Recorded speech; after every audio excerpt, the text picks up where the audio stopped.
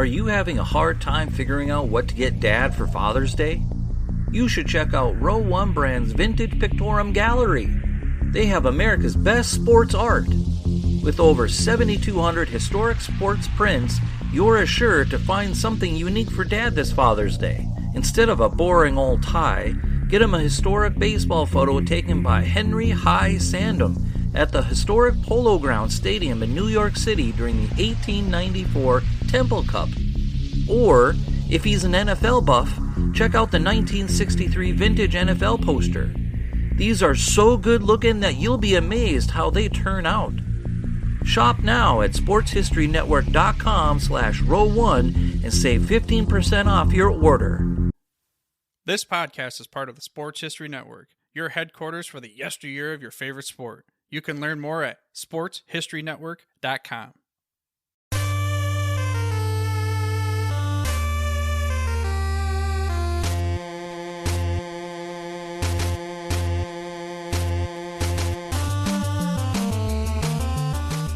It's time for Lombardi Memories, a show that takes you back in time, into January or February, to the greatest one-day spectacle in all of sports. This is the Every Other Tuesday podcast that looks back at each and every one of the 50-plus Super Bowls and tells the story of who won and why. For the fan who needs more than just a box score, this podcast goes drive by drive, play by play, through the most dramatic games in history. I'm your host, Tommy A. Phillips. And you can visit my website at tommyaphillips.com where you can find all of my books. Those include Great 80s, Nifty 90s, and my most recent release, Penn State Bowl Games. So you can find all those at tommyaphillips.com. Today we have Super Bowl XVI, which was held on January 24th, 1982, in the Pontiac Silverdome, home of the Detroit Lions. The game was between two first-time Super Bowl teams, the AFC champion Cincinnati Bengals and the NFC champion San Francisco 49ers. If you're looking for the full story of this 1981 season, pick up my Great 80s book and you'll learn more than you ever wanted to know about that year and the rest of the 80s. As always, we have a pop quiz and then homework at the end of the episode. The pop quiz question for today goes like this. In Super Bowl XVI, we had two first-time Super Bowl teams collide with each other, meaning one of them had the win in their first appearance. In the first 15 Super Bowls, how many games were won by first-time Super Bowl teams? You can count the Super Bowl I champion Green Bay Packers in your tally. The answer will come at the end of the podcast. In 1980, the Cincinnati Bengals finished 6-10 and in last place in the AFC Central. But head coach Forrest Gregg had a plan in place, and in just his second year, he got his team to a 12-4 record and a first-place finish in the AFC Central. The Bengals were at 5-3 at mid-season, but went on a tear in the second half of this season. They won 5 straight games before a loss to San Francisco, before beating Pittsburgh for a season sweep, as well as beating Atlanta to finish as the number 1 seed in the AFC. Quarterback Ken Anderson threw for 3,754 yards and 29 touchdowns, completing 62.6% of his passes with only 10 interceptions. He was an easy pick for NFL MVP. Amongst his receivers were tight end Dan Ross, who had 71 catches for 910 yards and 5 touchdowns, and receiver Chris Collinsworth, who was a rookie, and he caught 67 passes for 1,009 yards and 8 touchdowns. The third leading receiver was running back Pete Johnson, who caught 46 passes for 320 yards and 4 touchdowns. Johnson also led the team in rushing with 1,077 yards on 274 carries, scoring 12 times on the ground. On defense, the Bengals were led by defensive backs Ken Riley, Lewis Breeden, and Reggie Williams, each of whom had 4 interceptions, and Riley had 5 of them. In the divisional round, the Bengals got by the Bills 28-21. Then, at the AFC Championship game, the Bengals and Chargers faced each other in the coldest game by wind chill in NFL history, with the wind chill hovering around minus 57 degrees Fahrenheit. The Bengals froze out the Chargers 27-7 to advance to their first Super Bowl. Over in the NFC, it was a 2-team race between the Dallas Cowboys and San Francisco 49ers for conference supremacy.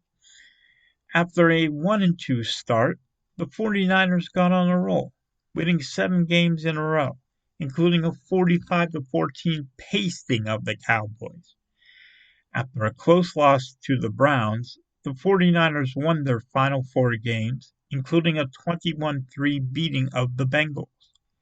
The 49ers got by the New York Giants in the divisional round 38-24 before one of the greatest games in NFL history. In a back-and-forth battle in San Francisco, quarterback Joe Montana led his team on a late drive and threw one of the most improbable touchdown passes ever. Receiver Dwight Clark came down with the catch to give the 49ers the lead in the final minutes of the game. The 49ers then stopped the Cowboys by coming up with a fumble recovery, and they won 28-27 to advance to their first Super Bowl. This 49ers team was all about Montana and Clark. Montana threw for 3,565 yards and 19 touchdowns with 12 interceptions. He completed 63.7% of his passes for a passer rating of 88.4. Clark was his leading receiver with 85 catches for 1,105 yards. When it came to catching touchdowns, though, it was receiver Freddie Solomon leading the way with 8 scores, and tight end Charlie Young with 5. Clark had 4.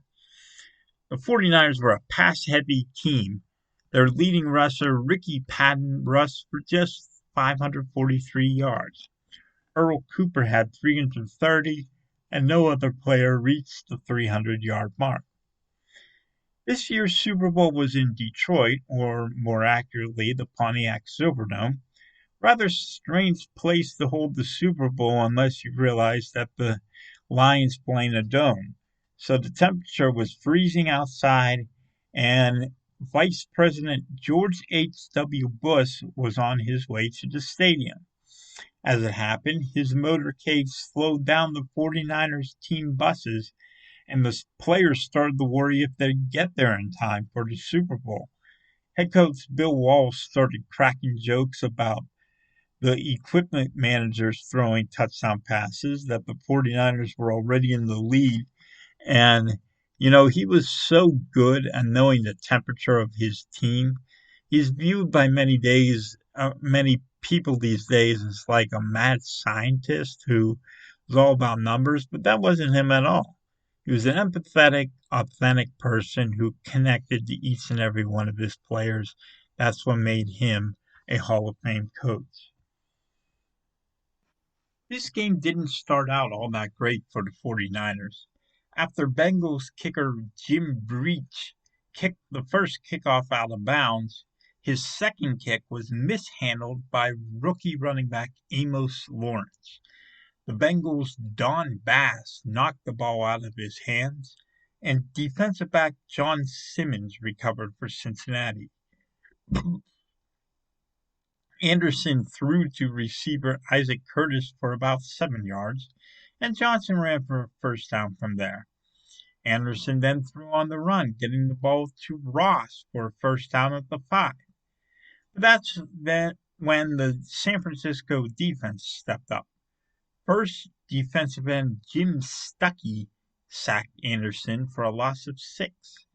Then, defensive back Dwight Hicks stepped in front of an Anderson pass and picked it off, returning it to the 32. Montana started his first drive with a screen pass to running back Ricky Padden for 8 yards. He then found Clark for a first down at the 44. Montana hit Solomon for 8 yards before the 49ers went with a reverse flea flicker. After 3 flips of the ball, Montana had it back, and he gunned it downfield to Young for a first down at the 33. Cooper ran for a first down at the 23, and running back Bill Ring went for another 8 yards. Montana then hit a wide-open Solomon for a first down at the 1. Set up there, Montana dived over the top on a quarterback sneak to score the game's opening touchdown and make it 7-0. Anderson started the next drive with a screen to Johnson for 4 yards. He went back to Johnson on the next play, and then he scrambled himself for a first down to the 30. 2 plays later, he scrambled again, got to the 39, and then Johnson picked up the first down on the next play. So now Anderson went deep for Collinsworth, but 49ers defensive back Eric Wright got in the way, knocked it away at the last second. So the Bengals ended up having to punt. Punter Pat McAnally got away the ugliest 53-yard punt you'll ever see. The 49ers had the punt after that. The Bengals got the ball back in great field position at midfield, starting in the second quarter. Johnson ran for 4. Then Anderson hit Collinsworth for a first down inside the 30. An illegal contact foul gave Cincinnati another first down. Anderson went back to Collinsworth, finding him at the 5 for what looked like a first down. But Wright knocked the ball out of Collinsworth's hands, and defensive back Lynn Thomas recovered for San Francisco. Had this play happened in today's NFL, it probably would have been ruled an incomplete pass. But as it was, the 49ers had the ball back deep in their own territory at their own 8. It was time for Montana to work. He rolled to his right and found an open Solomon for a first down at the 32. He then scrambled for 7 more before Cooper took a toss, broke a tackle, found his way into Cincinnati territory at the 47. On the next third down, Montana found Clark for a first down at the 32. Padden ran for about 9 yards up the middle before picking up the first down on the next play. The 49ers then tried to reverse to Clark, but he got stopped for no gain. However, Bengals linebacker Jim LeClaire got called for piling on, and that penalty gave San Francisco a first down. Montana immediately took advantage, throwing to Cooper on the left side of the field for an 11-yard touchdown, and San Francisco led 14-0. It was a 92-yard drive, the longest in Super Bowl history. After a mishandled squib kick, the Bengals ended up getting the ball back way back at their own 2 after an illegal block in the back. Anderson completed a pass for a first down to Ross, but after that, the Bengals had the punt. San Francisco took over at their own 34. Montana fired to Clark for a first down at the Cincinnati 49.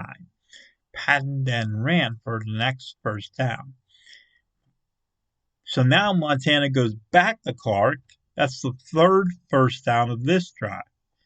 Now, the clock's running down, so there's about a minute to go, and Cooper runs it to the 16, and Walsh calls timeout from the sideline, 54 seconds left. After a quarterback sneak by Montana to get a first down, Montana threw to Solomon and got down to the 5. Now, the 49ers were unable to get into the end zone, but they did get a 22-yard field goal by kicker Ray Wersing.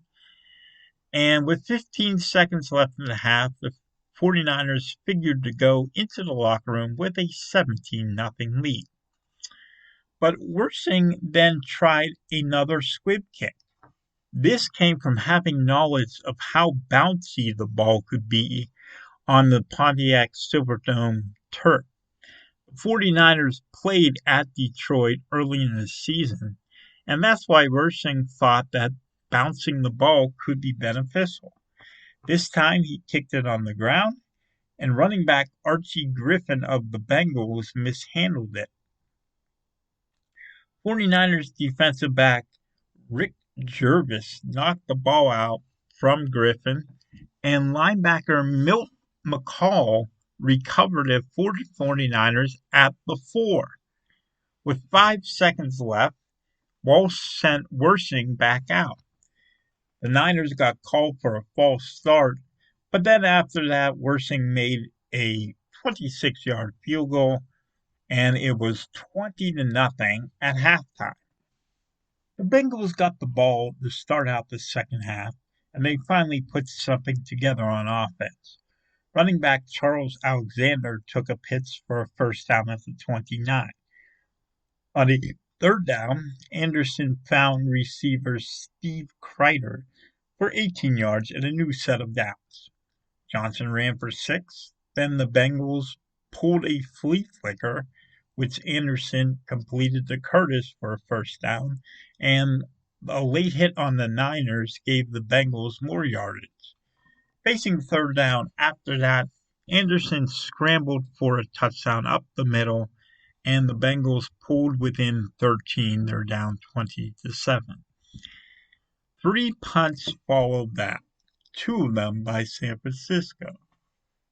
After the second of those Niner punts, the Bengals started out at midfield. Cincinnati committed a personal foul, and Anderson got sacked by Niners defensive end Fred Dean, and the Bengals faced 3rd and long. But now Anderson launched a long pass downfield for Collinsworth, almost like a Hail Mary of sorts. Collinsworth made the catch over his shoulder, and the Bengals got a first down inside the San Francisco 20. Anderson was sacked by linebacker Jack Reynolds, but he came back with a pass to Ross to get down to the 5. The Bengals got a first down at the 3, setting up one of the most famous series in Super Bowl history, the goal line stand. On first and second downs, Johnson tried runs up the middle, and he was held back at the 1. Reynolds made a great tackle on second down to knock him back. On third down, Anderson he actually threw to his right side to Alexander, but linebacker Dan Buns kept Alexander out of the end zone by inches. Finally, on fourth down, Johnson was stuffed, and Reynolds was right on top of the pile, making another play to keep him out. The 49ers took over on downs as the third quarter ended shortly afterward. What goes forgotten about this goal line stand is that it was the right decision by Forrest Gregg. The Bengals forced a quick 3 and out and got the ball back at their own 46. They then went right downfield and scored. Johnson ran the ball over midfield, and then Anderson hit Collinsworth for a first down at the 38. Anderson then hit Ross over the middle for 9. San Francisco got called for pass interference, and then Ross followed that with a catch about the 5-yard line. 2 plays later, Anderson hit Ross for a 4-yard touchdown, and the Bengals pulled within 6. It's 20-14. But the thing about this was it never felt like the 49ers were ever in any danger. Even when they faced 2nd and 15 on the next drive, Montana rolls out, finds receiver Mike Wilson downfield, complete for 25 yards. Then the 49ers get another first down on a pass interference flag on Bengals defensive back Ken Riley. Padden ran for a first down at the Cincinnati 41, and a few plays later it was Montana who snuck for a first down. The clock ticked away as the Niners kept running it. They didn't get a touchdown, but all they needed was a field goal. So Wersing converted a 40-yard field goal with 5:25 left on the clock, and the Niners now had a 2-score lead, 23-14. On the Bengals' first play of the new drive, Anderson was picked off by Wright. Wright returned the interception all the way to the Cincinnati 21 before trying an ill-advised lateral that the Niners were fortunate to recover. 49ers did pretty much nothing but run the ball and chew clock. They got one first down along the way, and the clock made it down to the 2-minute warning. Wersing then made a 23-yard field goal to make it 26-14. It was his fourth field goal of the day, tying Green Bay's Don Chandler for the most in a Super Bowl, a record that still stands today. While Montana was being announced as the game's most valuable player, the Bengals tried a desperation drive. This drive was unique in that the 49ers defense managed to keep the Bengals in bounds after every single completion. First, Anderson threw to Curtis for 22 yards. Anderson then found Ross for a first down at the Niners' 38. Ross caught one for 9 more yards. Then Collinsworth hauled one in. Anderson found Kreider down at the 3-yard line. But at that point, there was less than half a minute left on the clock. Anderson hit Ross over the middle for a 3-yard touchdown with 16 seconds left. The Bengals had to try an onside kick then, but Clark, as he did all season long, made another great catch, this time on the kickoff, the onside kick, and the Niners held on to win it 26-21 for the first time ever. The San Francisco 49ers were Super Bowl champions. The Nielsen television rating for this Super Bowl was 49.1, the highest ever in Super Bowl history. What that number means is that 49.1% of all television sets in the United States were tuned in to Super Bowl XVI. What's more is that this Super Bowl had a 73 share. That meant for every television that was on, 73% of them were watching the Super Bowl, and only 27% were watching something else. The Niners won their first Super Bowl in their first try, something only 3 other teams had ever done. Yes, that's the answer to today's pop quiz. 3 teams before the Niners won their first Super Bowl. Green Bay Packers, obviously, in Super Bowl I, the New York Jets in Super Bowl III, and the Pittsburgh Steelers in Super Bowl IX.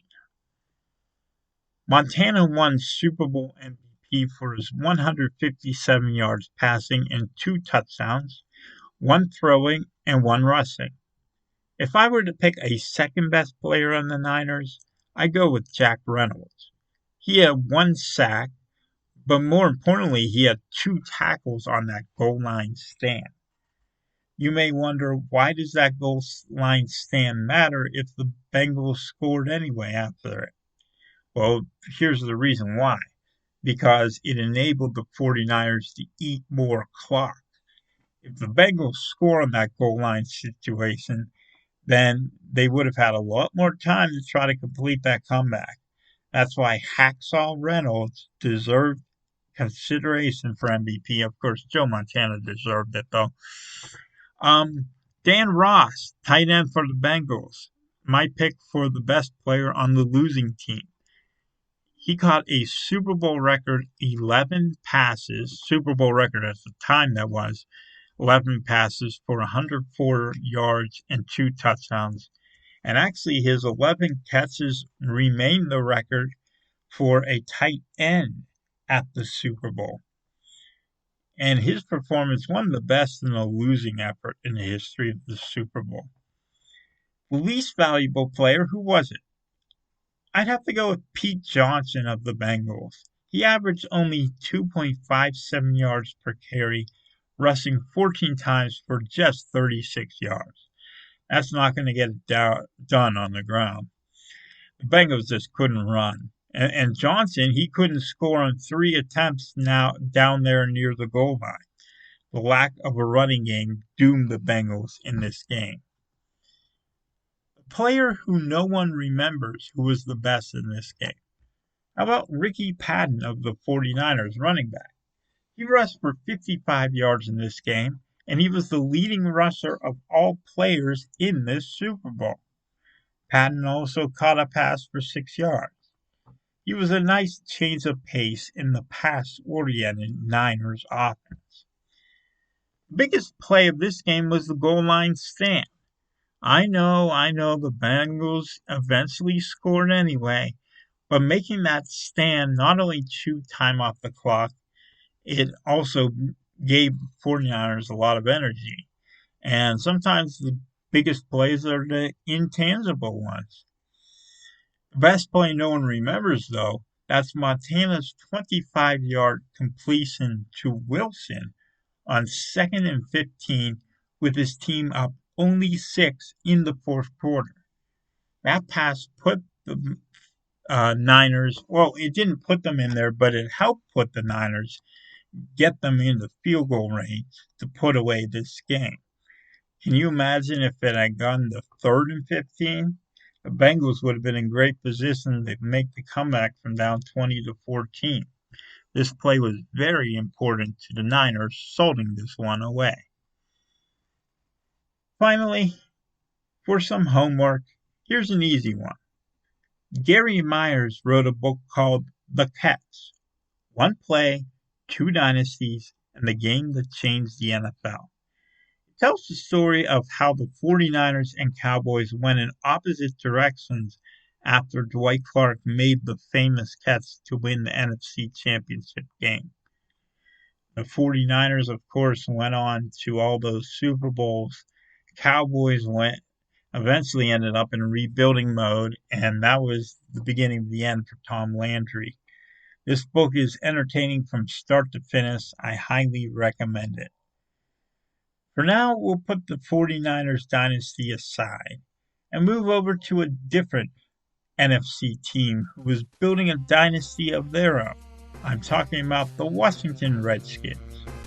We will see the Redskins in both of our next 2 episodes, starting in 2 weeks with their battle against the Miami Dolphins in Super Bowl XVII.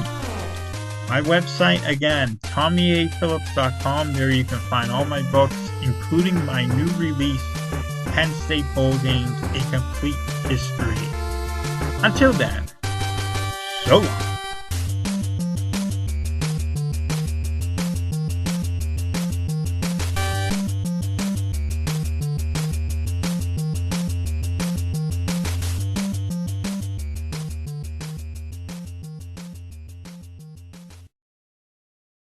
We here at the Sports History Network proudly partner with 26 podcasts, all revolving around the history of sports.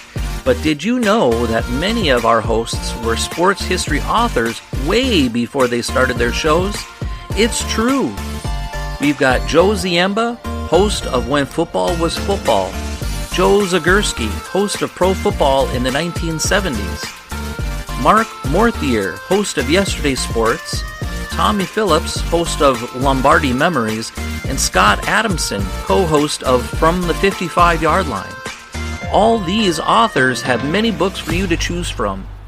To check them out, go to our website at sportshistorynetwork.com/sportshistorybooks. Pick up your copy today. Soundtrack provided by Kevin MacLeod of filmmusic.io.